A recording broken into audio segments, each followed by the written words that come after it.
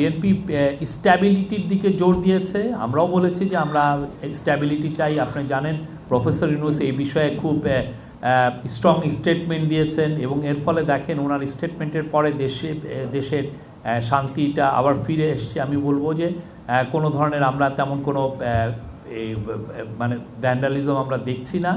তো আমরা বলছি যে সিচুয়েশন ইজ নাও নর্মাল।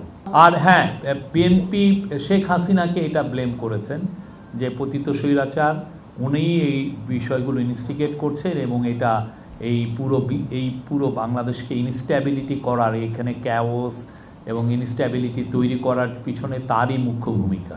আমাদেরও একই, আমরা এই বিষয়ে আমাদেরও একই কথা। যখন অপারেশন ডেভিল হান্ট শুরু হয় তখনই কিন্তু নির্দেশ দেওয়া হয়েছে ইন্টারিম গভর্নমেন্টের তরফ থেকে, চিফ অ্যাডভাইজারের অফিসের থেকে দেওয়া হচ্ছে কোনোভাবেই যাতে কোনো ইনোসেন্ট যাতে এর দ্বারা অ্যাফেক্টেড না হন, কোনোভাবেই যাতে কারো হিউম্যান রাইটস ভায়োলেশন না হয়, এ বিষয়ে সুস্পষ্ট নির্দেশনা দেওয়া হয়েছে।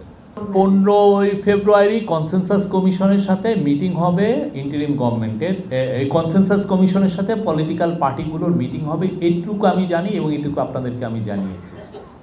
সরকার যথাযথ মেজার স্টেপ নেওয়ার কারণেই আপনি দেখেন কালকে বা আজকে আপনার কোনো ধরনের কোনো শুনেছেন যে কোথাও কোনো অ্যাটাক হয়েছে।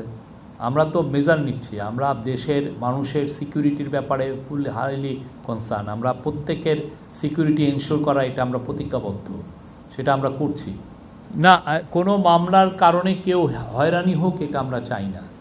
আমরা চাই মামলায় কেউ যদি মনে করেন যে তিনি অ্যাফেক্টেড হয়েছেন, তিনি কোনো ধারা নির্যাতিত হয়েছেন বা তার কেউ অন্যায়ের শিকার হয়েছে, কেউ মারা গেছেন অন্যায়ভাবে, এইগুলোর ক্ষেত্রে তো আপনি মামলা করতে পারেন। বাট আমাদের এক্সপেকটেশন হচ্ছে, এবং আমরা বারবার বলছি, যাতে কেউ যাতে হয়রানিমূলক মামলা না করেন।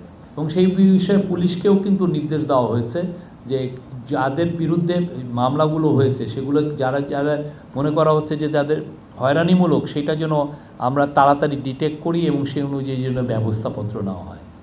না, এই বিষয়ে কোনো আলাপ হয়নি। বাট দুই পক্ষের তরফ থেকেই একটা বিষয় বলা হচ্ছে যে কোনো ইনোসেন্ট ব্যক্তি যাতে এর দ্বারা হ্যারেস না হন, অ্যাফেক্টেড না হন, সে বিষয়ে আমরাও সব আমাদের ইন্টারিম গভর্নমেন্টের তরফ থেকে সিকিউরিটি মানে আইন শৃঙ্খলা বাহিনীকে নির্দেশ দেওয়া হয়েছে কারোর জন্য হিউম্যান রাইটস ভায়োলেটেড না হয়।